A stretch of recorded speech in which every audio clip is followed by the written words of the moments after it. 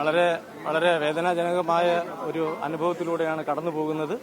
നമ്മുടെ അഞ്ചുതെങ്ങ് ഇടവക വികാരി എന്ന നിലയിൽ അഞ്ചുതെങ്ങ് ഇടവകയുടെ കുടുംബങ്ങളുടെ വേദനകളിലൊക്കെ പങ്കുചേരുന്നു എന്നുള്ളതാണ് എൻ്റെ ഏറ്റവും പ്രധാനപ്പെട്ട ഉത്തരവാദിത്വം.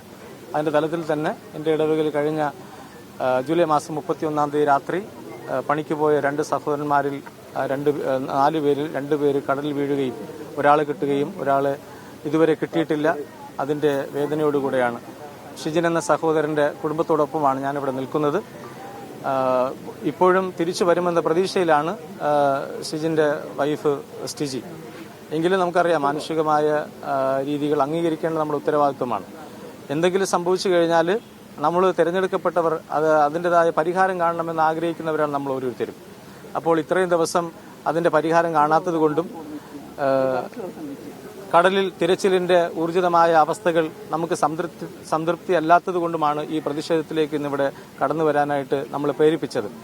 ഇപ്പോൾ നമ്മുടെ പോലീസ് അധികാരികളൊക്കെ അവരുടേതായ രീതിയിൽ അവർ കാര്യങ്ങൾ ചെയ്യുന്നുവെന്ന് നമ്മളോട് പറയുന്നുവെങ്കിലും നമ്മുടെ ഒരു സംതൃപ്തി ഉണ്ടായിരുന്നില്ല.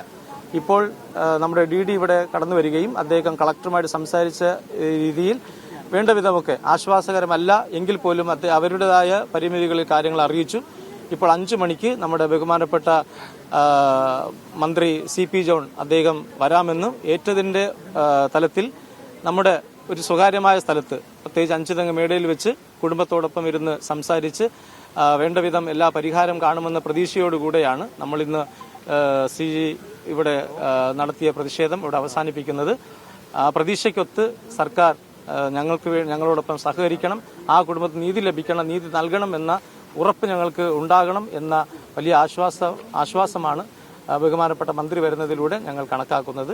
അതിന്റെ വെളിച്ചത്തിലാണ് ഞങ്ങൾ ഇവിടെ നിന്ന് സമരം അവസാനിപ്പിച്ച് മന്ത്രി വരുന്നതുവരെ ഞങ്ങൾ വെയിറ്റ് ചെയ്യുന്നത്.